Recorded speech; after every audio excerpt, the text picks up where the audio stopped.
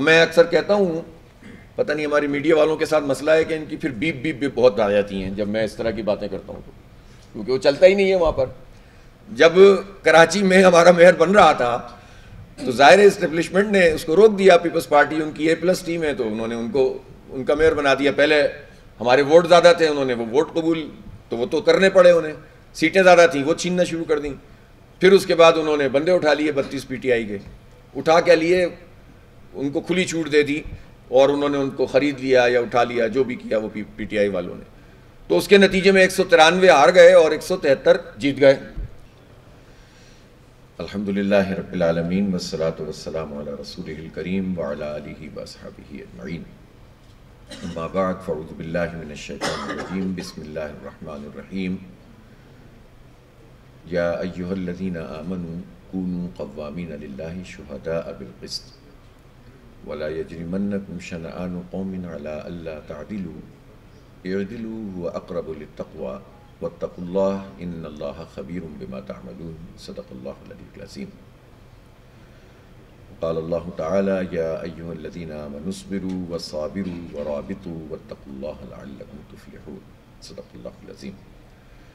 محترم جناب مولانا ہدایت الرحمان بلوچ صاحب، امیر جماعت اسلامی بلوچستان، محترم ڈاکٹر شکیل روشن صاحب، رئیس الجامعہ الحمد اسلامک یونیورسٹی، اور میرے تمام ذمہ داران جو یہاں اسٹیج پر اور اسٹیج کے سامنے موجود ہیں، اور میرے عزیز دوستوں، ساتھیوں اور میڈیا کے حضرات. سب سے پہلے ہم ڈاکٹر شکیل روشن صاحب کو جماعت اسلامی میں شامل ہونے پر مبارکباد پیش کرتے ہیں، ان کا خیر مقدم کرتے ہیں اور اللہ تعالیٰ سے دعا کرتے ہیں کہ جماعت اسلامی میں ان کی یہ شمولیت جماعت اسلامی کے لیے بھی مفید بنے، خود ان کے لیے مفید بنے اور ملک و قوم کے لیے مفید بنے، ملت کے لیے اور امت کے لیے مفید بنے.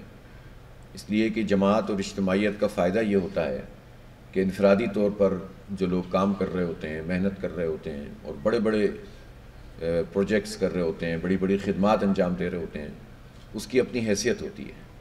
لیکن جب یہ کلیکٹیو ایفرٹ میں شامل ہو جاتا ہے اور یہ اجتماعیت میں ضم ہو جاتے ہیں تو پھر اس میں برکت پیدا ہو جاتی ہے اور یہ سارے انفرادی لوگ ایک بہت بڑی طاقت بن کر ابھرتے ہیں. ہمارے دین کی حکمت یہی ہے. ہمارا دین بحیثیت مجموعی جب آپ اس کا جائزہ لیں گے، اس کے عبادات کے نظام کو دیکھیں گے، اس کے اخلاقیات کے نظام کو دیکھیں گے، حقوق و فرائض کو دیکھیں گے، تو آپ کو یہ محسوس ہوگا کہ یہ انفرادی طور پر صرف لوگوں کو مخاطب نہیں کرتا، بلکہ اجتماعیت کے حوالے سے اس میں تمام تر رہنمائی موجود ہے. اسی لیے اسلام وہ دین ہے، وہ نظام ہے کہ جو بحیثیت مجموعی زندگی کے تمام شعبوں کو کور کرتا ہے. اور جب قرآن پاک میں یہ بات آتی ہے کہ یا ایھا الذین آمنوا ادخلوا فی السلم کافہ، اے لوگو جو ایمان لائے ہو اسلام میں پورے کے پورے داخل ہو جاؤ، ولا تتبعوا خطوات الشیطان، اور شیطان نے جو راستے بنا دیے ہیں ان کی پیروی نہ کرو، انہ لکم عدو مبین، وہ تو تمہارا کھلا دشمن ہے. تو اسلام میں پورے داخل ہونے کا مطلب صرف یہ نہیں ہوتا کہ انفرادی طور پر کوئی حلیہ اس کا کوئی ایسی چیز ہے جس میں وہ اس میں داخل ہو سکتا ہے، صرف وضع قطع ہے کہ جس کی بنیاد پر وہ اسلام میں داخل ہو سکتا ہے. اسلام میں پورے داخل ہونے کا مطلب یہ ہے کہ پھر معاشرت، معیشت، تجارت، قانون، اخلاق، انفرادی زندگی، خاندان کی زندگی اور بحیثیت مجموعی پورا کا پورا نظام اسلام کے تابع ہونا چاہیے. سیاست بھی اسلام کے تابع ہونی چاہیے اور اسی طرح عدالتیں بھی اسلام کے تابع ہونی چاہیے. اور اسلام کے تابع ہونے کا مطلب یہ نہیں ہے جس طرح لوگوں نے پروپیگنڈا کیا ہوا ہے کہ اسلام آنے کا مطلب یہ ہوگا کہ اب جناب سزائیں ملنا شروع ہو جائیں گی، مارنا جو ہے وہ پیٹنا شروع کر دیں گے، اور خواتین کے حوالے سے غلط فہمیاں پھیلائی جاتی ہیں. بلکہ اسلام تو روشنی کا اور عدل کا دین ہے. اسلام کی بنیاد ہے عدل پر، اور عدل کا مطلب یہ ہے کہ حق کی بنیاد پر ہم فیصلہ کریں گے اور لوگوں کے درمیان جس طرح انسان خدا بن کے بیٹھ جاتے ہیں اور انسانوں پر انسانوں کی حاکمیت قائم ہو جاتی ہے، کہیں قوموں پر قوموں کی بالادستی قائم ہو جاتی ہے، کہیں تہذیبوں پر تہذیبیں غالب آ کر اپنی مرضی سے سب کچھ کر رہی ہوتی ہیں. آپ دیکھیں دنیا میں یہی ہے نا کہ جو طاقتور ہیں بس وہ جو چاہیں کرتے رہیں. اسرائیل جس طرح سے چاہے قتل عام کرے اور امریکہ اسرائیل کو سپورٹ کرے، اس لیے کہ طاقت ان کے پاس ہے. تو انسان انسانوں کے اوپر خدا بن بیٹھے ہیں. اسلام یہ کہتا ہے کہ دنیا میں کسی انسان کا یہ منصب نہیں ہے کہ وہ انسانوں کے اوپر حکمرانی کرے. اگر حکمرانی ہے تو صرف اللہ کی ہے. انسان کا کام اس کی حکمرانی کو قائم کرنا ہے عدل اور انصاف کی بنیاد پر. یہ نہیں ہے کہ وہ اپنی مرضی چلائے گا اور اپنی مرضی سے پوری دنیا کے نظام کو چلائے گا. جو یہ کرے گا اس کے خلاف جد و جہد کرنا پھر مسلمانوں کے لیے فرض ہوتا ہے, واجب ہوتا ہے. تو جماعت اسلامی میں شمولیت کا مطلب یہ ہے کہ ہم اپنے انفرادی ایفرٹس کو جو پازیٹیو ہیں, اچھی ہیں, ان کو ایک قوت میں ڈھالتے ہیں. جماعت اسلامی میں شامل ہونے کا مطلب یہ ہے کہ جماعت اسلامی لوگوں کو تقسیم نہیں کرتی, جوڑتی ہے. دیکھیں, آپ دیکھتے ہوں گے کہیں پر قوم پرستی کی آواز لگتی ہے, کہیں مسلک پرستی کی آواز لگتی ہے, کبھی سرداری نظام نظر آئے گا آپ کو, کہیں خانوں کا نظام نظر آئے گا. سماجی طور پر آپ کوئی بھی نظام بنائیں, لیکن اس میں حاکمیت انسانوں کی نہیں ہونی چاہیے. باقی سب غلام ہوں اور ایک سردار بس طاقتور ہو, باقی کسی کی کوئی حیثیت نہ ہو. یہ اسلام نہیں چاہتا ہے. اسلام قبیلوں کا اور برادریوں کے نظام پر کوئی پرابلم نہیں ہے اس کو, لیکن پرابلم اس بات پر ہے کہ حق اور باطل کا فیصلہ کوئی ایک فرد نہیں کرے گا, کوئی ڈکٹیٹر نہیں کرے گا, کوئی آرمی چیف نہیں کرے گا, کوئی سردار اور خان اور وڈیرا نہیں کرے گا, کوئی ایک پرائم منسٹر یا صدر نہیں کرے گا. اجتماعی نظام بنے گا, مشاورت کا نظام بنے گا. اور بنیاد کیا ہوگی؟ اللہ اور اس کے رسول. اس کی مرضی کے خلاف انسانوں کے اوپر حاکم نہیں بنیں گے. اس لیے جماعت اسلامی یہ چاہتی ہے کہ سب کو جوڑنے کا فریضہ انجام دے. جماعت اسلامی سب مسالک, مذہبی معاملات ہیں, اس میں کوئی امام ابو حنیفہ رحمۃ اللہ علیہ کا پیروکار ہے, ان کے فقہ پر عمل کرتا ہے, کوئی امام مالک کی, کوئی امام شافعی کی, کوئی امام ابن حنبل کی, اس میں جعفری فقہ بھی موجود ہے, اس میں اور بہت سارے مقلد ہیں, غیر مقلد ہیں. جماعت اسلامی کا کیا طریقہ ہے؟ جماعت اسلامی کا طریقہ یہ ہے کہ تمام مسالک, چونکہ علماء کرام نے, ائمہ کرام نے محنت کر کے, جد و جہد کر کے, ریسرچ کر کے, تحقیق کر کے ایک رائے قائم کی ہے, استنباط کیا ہے قرآن سے, حدیث سے, اور جس میں دونوں کی براہ راست تعلیمات نہیں ملی تو قیاس کیا ہے, پہلے اجماع دیکھا ہے پھر قیاس کیا ہے, تو اس کے نتیجے میں ایک رائے قائم کی ہے. تو وہ رائے بہت قیمتی ہے. اس رائے کو کسی دوسرے نے اس رائے سے اختلاف کیا ہے, تو اختلاف تو ہو سکتا ہے لیکن ہم کسی کو باطل نہیں قرار دے سکتے, کسی کو کسی مسلک کی بنیاد پر اسلام کے دائرے سے باہر نہیں کر سکتے, اور اس کی اس اجتہادی کوشش کی قدر کرتے ہیں. اس لیے جماعت اسلامی میں تمام مسالک کے لوگ آ سکتے ہیں. ہمیں کوئی پرابلم نہیں ہے کہ کوئی دیوبندی ہے, کوئی بریلوی ہے, کوئی اہل حدیث ہے, ہمیں کوئی مسئلہ نہیں ہے. ہم جو اللہ رسول قرآن کو مانتا ہے وہ جماعت اسلامی میں شامل ہو سکتا ہے, اور جماعت اسلامی کے دروازے اس سب کے لیے کھلے ہوئے ہیں. تو ہم مسلکی پارٹی نہیں ہیں, ہم دین کو دین کے طور پر لیتے ہیں اور ان تمام مسالک کو دین کی خوبصورتی سمجھتے ہیں. ہم مسلکوں کی بنیاد پر دکانداری کے خلاف ہیں, ہم مسلکوں کی بنیاد پر اجارہ داری کے خلاف ہیں, قبضوں کے خلاف ہیں.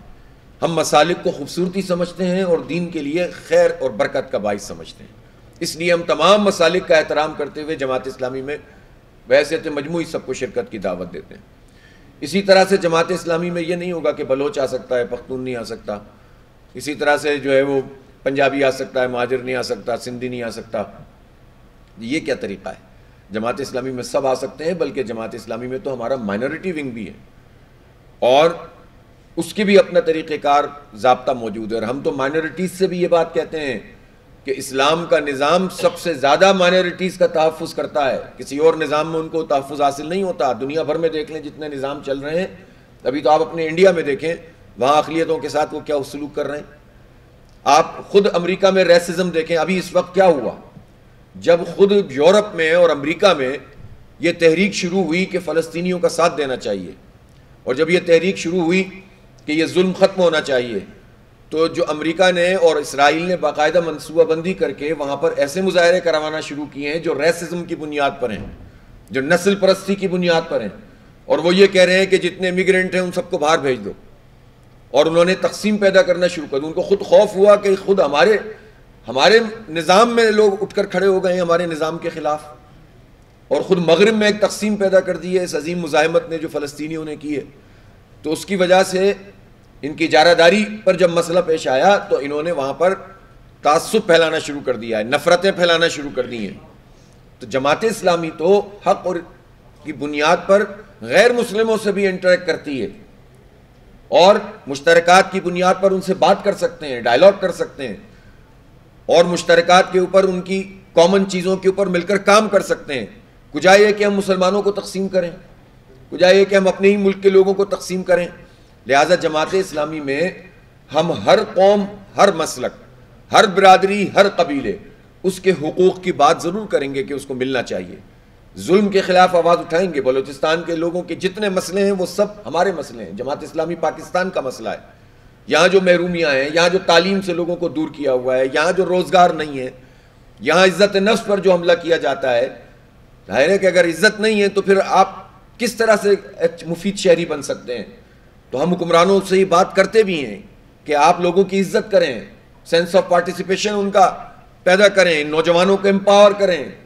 یہاں پر اگر 26 لاکھ لوگ آؤٹ آف اسکول ہیں، بچے جو 5 سے 16 سال کی عمر کے ہیں، تو پہلا کام تو آپ کا یہ ہونا چاہیے کہ یہ ریاست، اس میں آئین میں لکھا ہوا ہے کہ یہ ریاست ذمہ دار ہے اس بات کی کہ وہ تمام اپنے باشندوں کو تعلیم دے گی اور فری تعلیم دے گی اور کوالٹی ایجوکیشن. فری تعلیم کا مطلب یہ نہیں ہوگا کہ بس ایسے ہی خیرات میں دے دیا. تعلیم حق ہے، خیرات نہیں ہے.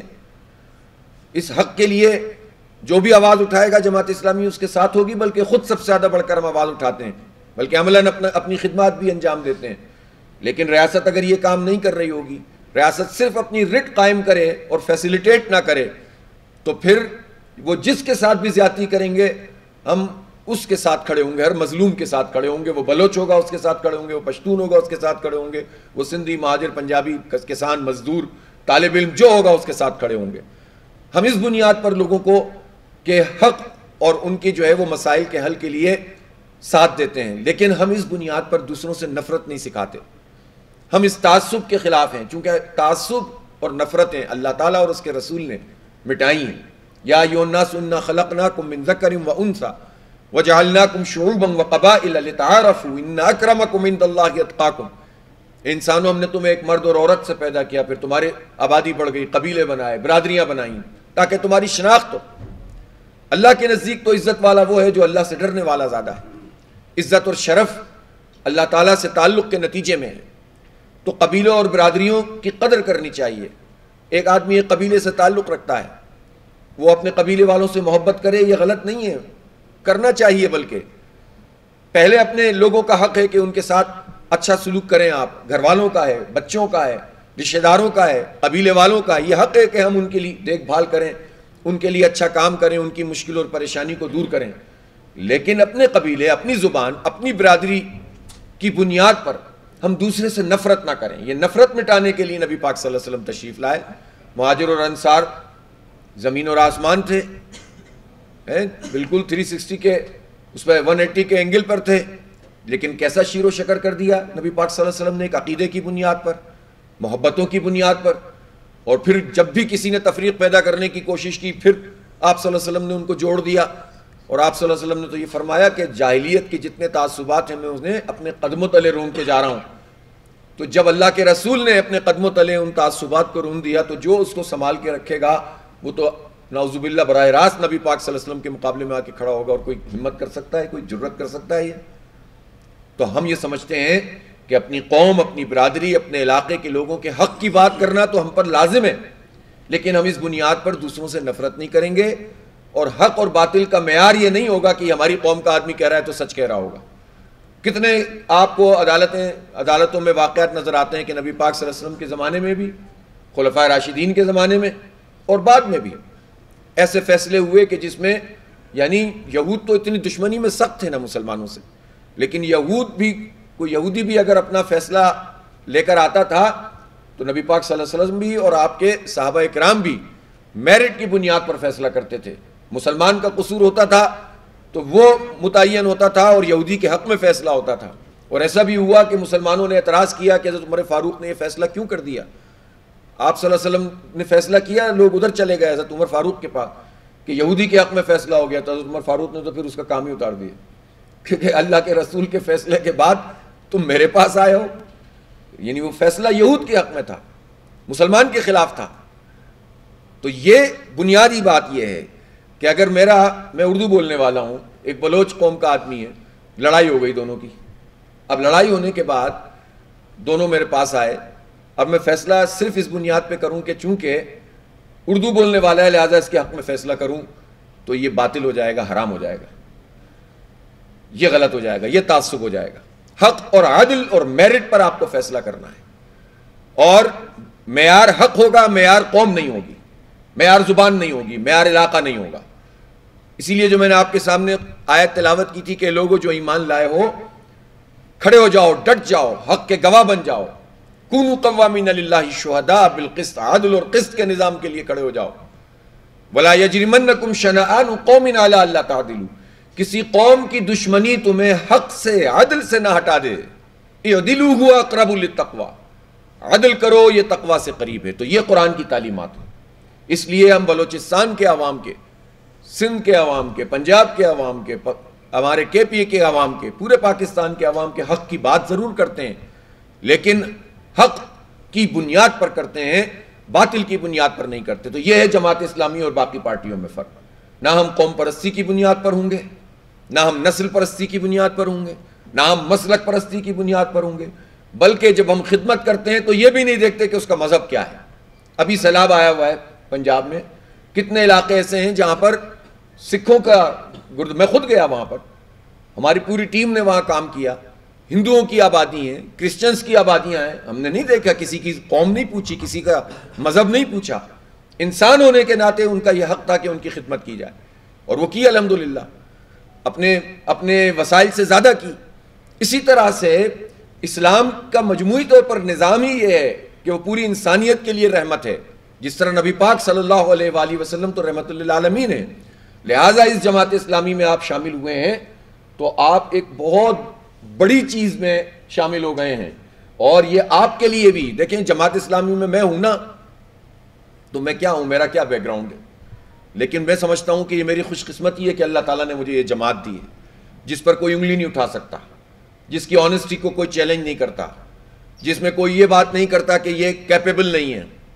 تعلیم کا معاملہ ہو تو جماعت کے لوگ آگے ہوتے ہیں، ایشوز پر بات کرنی ہو تو جماعت کے پاس پورا ڈیٹا ہوتا ہے۔ باقی تو لوگ جو ہیں وہ ادھر ادھر کی ہواؤں میں باتیں کرتے ہیں۔ ہم تو بتاتے ہیں بھائی کہ بلوچستان کا اصل مسئلہ کیا ہے، اس کے پانی کا مسئلہ کیسے حل ہوگا، گوادر کا مسئلہ کیسے ہوگا، کوئٹہ کے ایشوز کیسے ریزالو ہوں گے۔ آپ جو ہے وہ کوئی سیاستدان ہے پاکستان میں، کوئی قوم پرست ہے جو یہ بتاتا ہو کہ یہ جو سولر سسٹم بھاولپور میں لگایا گیا ہے، اس کے مقابلے میں اگر یہ ہماری زیارت والے لائن پہ لگاتے، اس کا جو ارریڈیشن جو انڈیکس ہے وہ اس سے کہیں زیادہ بہتر ہے جو بھاولپور میں، اور بھاولپور ایک ڈیزرٹ ایریا ہے، اس پہ سولر کی جو مینٹیننس ہے اس میں زیادہ پیسے لگتے ہیں، تو بجلی بھی کم پروڈیوس ہوتی ہے، مینٹیننس میں بھی پیسے زیادہ لگتے ہیں۔ اور اگر اس جگہ پہ لگا کر نیشنل گریڈ میں ڈالا جاتا تو اس کے نتیجے میں بجلی بھی زیادہ بنتی اور پیسے بھی کم خرچ ہوتے۔ تو یہ بات تو کوئی بلوچستان کے، میں نے تو آج تک کسی سیاستدان سے نہیں سنی، لیکن ہم چونکہ ہمارے پاس ٹیم ہوتی ہے، پوری ورکنگ ہوتی ہے، ہمیں معلوم ہے ایک اچھی کینال کے معاملات کیا ہیں، ہم جانتے ہیں کہ آپ کے جو ڈیمز بنے ہوئے ہیں اس پہ فلوٹنگ سسٹم اگر لگا دیا جائے سولر کا تو وہ کتنا مفید بن سکتا ہے۔ ایوپریشن بھی جو ہے وہ اس کی 30% جو ہوتی ہے پانی کی، وہ پانی بھی محفوظ ہو جائے گا اور آپ کو بجلی بھی ملنا شروع ہو جائے گی۔ ہم جانتے ہیں کہ اگر گیس یہاں موجود ہے یا رہی ہے اور یہ گیس جو ہے وہ سب جگہ تک نہیں پہنچ سکی تو یہ کہہ کر جان نہیں چھوڑائی جا سکتی آج کے دور میں کہ آپ یہ کہہ دیں کہ جناب لائنیں نہیں بچ سکتی، یہ بہت کاسٹلی ہے۔ اب تو ورچوئل پائپ لائن کا کانسیپٹ موجود ہے کہ آپ کی جہاں آبادی ہے وہاں کنٹینرائز لکوڈ گیس کی فارم میں جو ہے وہ چیز بن جائے گی اور اس کے بعد وہاں جا کر آپ استعمال کر سکتے ہیں۔ تو جب یہ سب چیزیں موجود ہیں تو یہ تو کوئی بھی نہیں بتاتا، پورے بلوچستان میں آپ نے شاید سنا ہی نہیں ہوگی یہ باتیں، لیکن جماعت اسلامی یہ باتیں بھی جانتی ہے اور اس کے پاس پوری ورکنگ موجود ہے۔ ہم پورے پاکستان کے حوالے سے بھی الحمدللہ چیزوں کو سمجھتے ہیں، ہم تعلیم کو سمجھتے ہیں کہ تعلیم کس طرح سب کے لیے ایک جیسی ہونی چاہیے۔ صرف دولت کی بنیاد پر تعلیم کی تقسیم محض چند لوگوں کو اجارہ دار بناتی ہے اور باقی پوری قوم کو کاٹ کر رکھ دیتی ہے۔ تو الحمدللہ جماعت اسلامی میں یہ کوئی کوسچن ہی نہیں ہے۔ تو لوگوں کا ظاہر ہم فرشتے نہیں ہیں، غلطیاں ہم سے ہو سکتی ہیں، لیکن ہمارا سسٹم موجود ہے، غلطی ہوتی ہے اس کی نشاندہی ہوتی ہے، اس پہ چیک اینڈ بیلنس ہوتا ہے اور پھر چیزیں ٹھیک ہو جاتی ہیں۔ یہی طریقہ ہوتا ہے پارٹیوں کا، یہ تھوڑی ہوتا ہے بس دعویٰ کیا اور ادھر بھی اے ٹی ایم کھڑا ہوا ہے، ادھر بھی اے ٹی ایم کھڑا ہوا ہے، سامنے بھی پیچھے بھی۔ تو اے ٹی ایموں کی بنیاد پہ جو پارٹیاں چلتی ہیں تو جب اقتدار میں آتے ہیں تو لوٹ کھسوٹ وہ بھی کرتی ہیں۔ لیڈر کے بارے میں لوگ کہیں بہت اچھا اور پارٹی پوری گندی ہو تو پارٹی کیسے چلے گی آگے؟ یہ ہے نا سوال۔ یا پھر مجموعی طور پر پوری پارٹیاں اسی بنیاد پہ چل رہی ہیں کہ بس اسٹیبلشمنٹ سے ہماری بات ہو گئی ہے تو کام چل رہا ہے۔ تو یہ تو الحمدللہ جماعت اسلامی میں نہیں ہے. جماعت اسلامی میں میرٹ کی بنیاد پر بات ہوگی. جماعت اسلامی الحمدللہ ایک ایسی جماعت ہے جس کا مجموعی امپریشن دیانتدار پارٹی کا ہے. پھر پاکستان جن کرائسس میں ہے, ان کرائسس سے کون نکال سکتا ہے؟ کوئی ایک آدمی نکال سکتا ہے, یا وہ پارٹی نکال سکتی ہے جو رائج الوقت سیاست کرتے ہیں وہ لوگ؟ جاگیردار نکال سکتے ہیں, وڈیرے نکال سکتے ہیں, جرنیل نکال سکتے ہیں. اگر یہ نکال سکتے ہوتے تو 78 سال میں نکال دیتے. ان سب لوگوں نے تو جب پاکستان کو کہاں پہنچا دیا ہے. تو یہ تو اپنی ناکامی کا اعتراف کریں. وہ پارٹی اس کو پریشانیوں سے نکال سکتی ہے جو آرگنائزڈ ہو, جو آنیسٹ ہو, جو کیپیبل ہو, اور جس میں تربیت کا ایک پورا سسٹم موجود ہے. آج یہ الخدمت پر لوگ اعتبار کرتے ہیں. بہت ساری پارٹیوں کے لوگ ہیں جو الخدمت کو فنڈ دیتے ہیں, اور اس لیے دیتے ہیں انہیں پتہ ہے ہم صحیح جگہ پہ خرچ کریں گے. میں ان سے پوچھتا ہوں کہ بھائی آپ الخدمت کو کیوں فنڈ دیتے ہیں؟ وہ کہتے ہیں نہیں آپ لوگ ماشاءاللہ آپ کا نظام بہت اچھا ہے. تو بھائی یہ بھی تو انسان ہے, باقی لوگ بھی اسی طرح سے کام کرتے ہیں. ان کی خوبی یہ ہے کہ ان کی تربیت جماعت اسلامی نے کی ہے. ان کا ایک نظام ہے, پہلے دن سے دماغ میں یہ بٹھایا گیا ہے کہ اللہ کا خوف ہے, کہ اللہ کیا ہمیں جواب دینا ہے ایک ایک پائی کا. بہت بعض بزرگ ہوتے تھے نا, وہ پیسے دیتے تھے کہ یہ مسجد میں پہنچا دو, فلاں جگہ پہنچا دو. جیسے میرے والد صاحب تھے, وہ یہ کہتے تھے اس نوٹ کو بھی مت بدلنا. یہ تو ہوتا ہے نا, یہ آپ نے 100 روپے یہاں سے لیے اور دوسرے 100 روپے دے دیے. وہ کہتے ہیں نوٹ بھی مت بدلو, تاکہ تمہاری عادت ہی نہ پڑے کہ تم امانت کی چیز کو جو ہے ہاتھ لگا سکو. تو ہماری جماعت کے بزرگوں نے ہماری تربیت بھی اس طرح سے کی ہے کہ کوشش کرو کہ ہر چیز جو ہے وہ اللہ کو کیونکہ جواب دینا ہے. تو ایک اللہ کا خوف اور دوسرا سسٹم, یہ دونوں مل کر جو ہے وہ چیزوں کو ٹھیک کرتے ہیں. تو ایسی پارٹی ہونی چاہیے جس کا نظام ٹھیک ہو, جو آرگنائزڈ ہو, جو افراتفری نہ ہو, جس اپنی ڈفلی اور اپنا راگ نہ ہو, بلکہ ایک آرگنائز طریقے سے کام کر سکتی ہو, اور جس کو تمام ایشوز کا پتہ بھی ہو اور ریزالو کرنے کی صلاحیت بھی رکھتی ہو. تو الحمدللہ ان تمام پیمانوں پر جماعت اسلامی پوری اترتی ہے. لہٰذا اب اگر جماعت اسلامی کا کوئی ساتھ نہیں دیتا تو اس کا مطلب ہے مسئلہ کچھ اور ہے. میں اکثر کہتا ہوں, پتہ نہیں ہماری میڈیا والوں کے ساتھ مسئلہ ہے کہ ان کی پھر بیپ بھی بہت آ جاتی ہیں جب میں اس طرح کی باتیں کرتا ہوں, تو کیونکہ وہ چلتا ہی نہیں ہے وہاں پر. جب کراچی میں ہمارا میئر بن رہا تھا تو ظاہر اسٹیبلشمنٹ نے اس کو روک دیا. پیپلز پارٹی ان کی A+ ٹیم ہے, تو انہوں نے ان کا میئر بنا دیا. پہلے ہمارے ووٹ زیادہ تھے, انہوں نے وہ ووٹ قبول تو وہ تو کرنے پڑے انہیں. سیٹیں زیادہ تھیں, وہ چھیننا شروع کر دیں. پھر اس کے بعد انہوں نے بندے اٹھا لیے 32 PTI کے. اٹھا کے لیے ان کو کھلی چھوٹ دے دی, اور انہوں نے ان کو خرید لیا یا اٹھا لیا, جو بھی کیا وہ PTI والوں نے. تو اس کے نتیجے میں 193 ہار گئے اور 173 جیت گئے. اب وہ کہتے ہیں اسٹیبلشمنٹ کے لوگ کہ سسٹم وہاں پر کام کر رہا ہے, بڑا جو ہے نا کرپشن ہو رہی ہے, لوٹ مار ہو رہی ہے. حالانکہ دیکھیں آج کل مقابلہ بڑا سخت ہے بلوچستان اور سندھ میں کرپشن کے معاملے میں نا. وہ اور بلکہ اب تو KPP بیچ میں آ گیا ہے. وہ کہتا ہے یار ہم کیوں پیچھے رہیں. تو ابھی دیکھیں نا وہاں جو کلاؤڈ برسٹ ہوا ہے وہ جنگل کاٹنے کے نتیجے میں ہوا ہے نا. تو جنگل کس نے کاٹا ہے؟ 12 سال سے حکومت تو PTI والوں کی وہاں پر. تو ماشاءاللہ ایک دوڑ لگی ہوئی ہے کہ کون زیادہ کر سکتا ہے, آگے بڑھ سکتا ہے. تو ہم ان سے یہ کہتے ہیں کہ بھائی آپ کو اب کیا پریشانی ہے؟ جب آپ کو ایماندار لوگ پسند نہیں ہیں, آپ کو دیانتدار لوگ پسند نہیں ہیں, جن کو لوگوں نے ووٹ دیا آپ نے ان کو آنے نہیں دیا, جو نعمت اللہ خان آپ کو پسند نہیں ہے, چور ڈاکو آپ کو پسند ہیں, سیدھی بات ہے. تو شکوہ کس سے کرتے ہیں؟ تو اپنے آپ سے ہی سوال کیجئے کہ آپ چوروں کو کیوں لے کر آتے ہیں, آپ ڈاکوؤں کو کیوں لے کر آتے ہیں, آپ کرپٹ لوگوں کو کیوں لے کر آتے ہیں, آپ مافیاز کو کی سرپرستی کیوں کرتے ہیں؟